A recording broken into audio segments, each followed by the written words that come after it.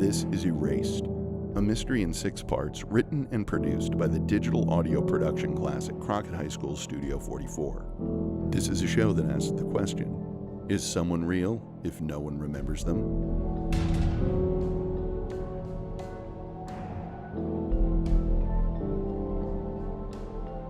My name is Evelyn Sharp, and I want to tell you about my best friend. Cassandra Ford, Cassie, and I have been best friends since we were 4 years old. That was the year her family moved next door to us.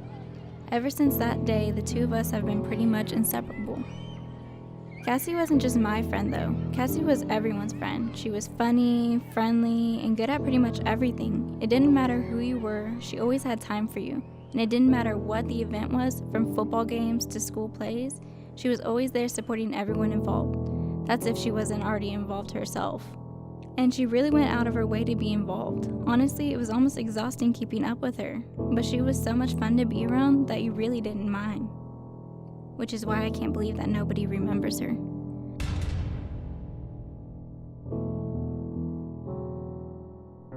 About 2 weeks ago, a week and 4 days to be exact, Cassie disappeared.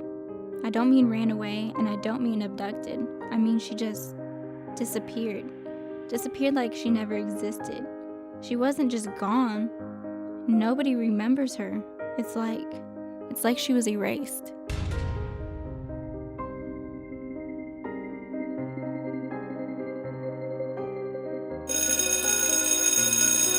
So I wanted to talk to you about Cassie. Who? Cassie, Cassandra Ford. I don't know who that is. Cassie, she's the treasurer of the drama club. Oh, you mean Carrie? What about her? No. Wait, she the girl whose mom got sick and missed half of junior year? No, Cassie was your lab partner in chemistry. No, Gerald was my lab partner. He never did anything. I got a C because of him. You have to be kidding me. Cassie, your girlfriend. I don't have a girlfriend. You know that. You keep trying to set me up. I know for a fact that my best friend's name is Cassie. I know for a fact that we have been best friends for the past 13 years. I know for a fact that we have gone to school together, had sleepovers, gone to movies. I know all of this is true, but do I?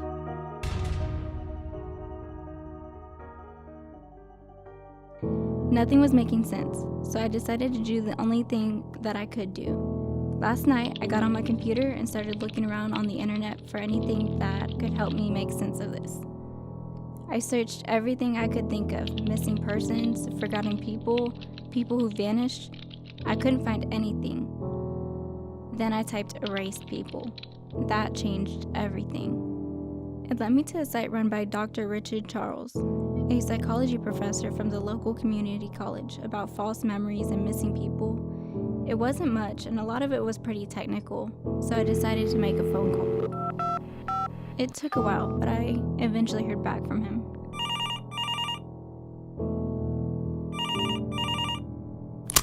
Hello. Hello? Yes, this is Dr. Richard Charles. I'm returning quite a few phone calls from an Evelyn Sharp. Yes, Dr. Charles, thank you so much for getting back to me. Well, Miss Sharp, what can I do for you? Your messages were pretty vague. I'm sorry about that. It's just, well, this whole situation is, well, it's kind of hard to describe. All right, well, why don't you just begin at the beginning then? It's about my best friend, Cassie. What about her? Well, she's kind of vanished. Okay, I really don't see how I could possibly help you with that. Have you tried contacting the police? No, it's not like that. She's gone. Like, gone. It's like she never existed. Look, I don't know who put you up to this, but it's not funny, and I don't appreciate having my time wasted. No, please don't hang up. Look, nobody put me up to this, and it's not a joke. 2 weeks ago, my best friend disappeared, and now nobody remembers her. Okay, so what, you're dealing with a phantom memory? No, she was real. I know she was. Okay, so you have pictures, letters, some sort of actual physical evidence that this person existed? No. Okay, so just let me get this straight. Someone you have no evidence of, but you swear is real, disappeared, and nobody but you seems to know they existed at all. Is that about right? I know it sounds crazy. No, I wouldn't say crazy. Look, the human mind is Well, it's unfathomably complex. Every time we learn something about it, it just points out another 10 things that we don't know. It isn't some logical computer program where everything makes sense and there's an easy explanation for everything. Then why do I remember her so clearly? I mean, there are any number of reasons. Some trauma that you're having a hard time dealing with, maybe some sort of false memory suggestion. I mean, you began to believe in this person and now your mind has created an entire backstory to make them real. That's not what it is. And how do you know that? Because I know, all right? But nobody else does. That's right. Have you ever heard of Occam's razor? What? Occam's razor. It's a problem-solving principle. Basically, whenever there are multiple explanations for a problem, the simplest, the least complex, and least convoluted is almost always correct. But what does that have to do with this? Well, let's just apply it here. Either your friend was real, and somehow, through what, a giant conspiracy, she vanishes, leaving no physical evidence behind, and the only person who remembers her is you. Someone or something went through and destroyed photographs, changed yearbooks, got rid of letters, and either hypnotized or just got everyone around you to agree to put on this ruse, to pretend that this person isn't real. All of that effort, all of those people working to fool you, or your mind is trying to deal with something traumatic and stressful, something you don't want to deal with. That or, I don't know. I really don't know what else because, well, I mean, to be honest, I just don't know you. Any number of things could have caused you to have a false memory of a person. Now, which one of these seems more likely?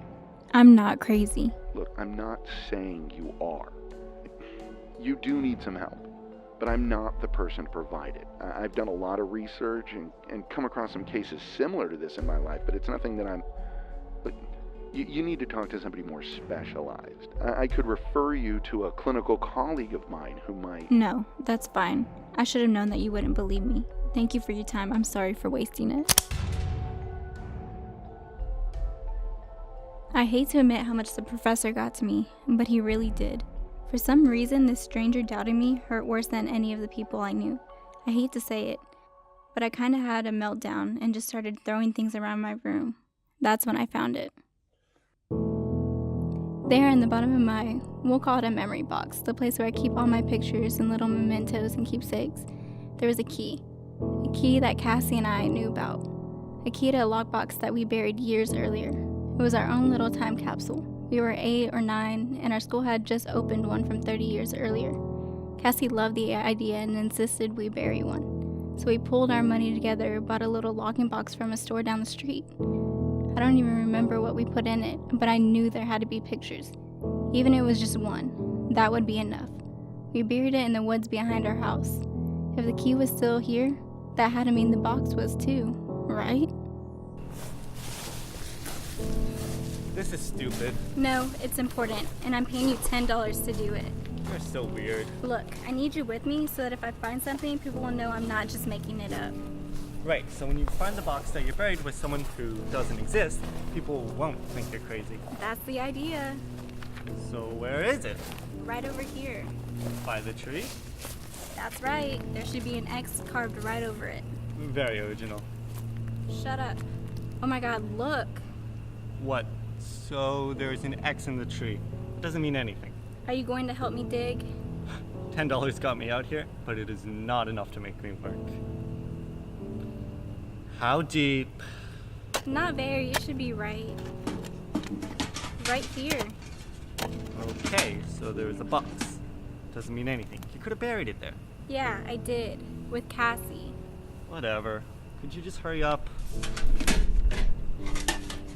Well, are you going to say something? Look. Who's that girl with you and where are you standing? That's Cassie, but... You are not 8 years old in that picture. No, I'm not. And that shirt.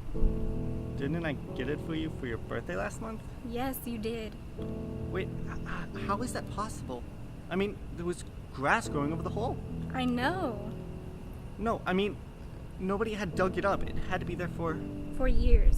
But that's me and Cassie less than a month ago. Where are you? I have no idea. What do you mean? I mean, I don't remember taking this picture. What's that? It's an SD card.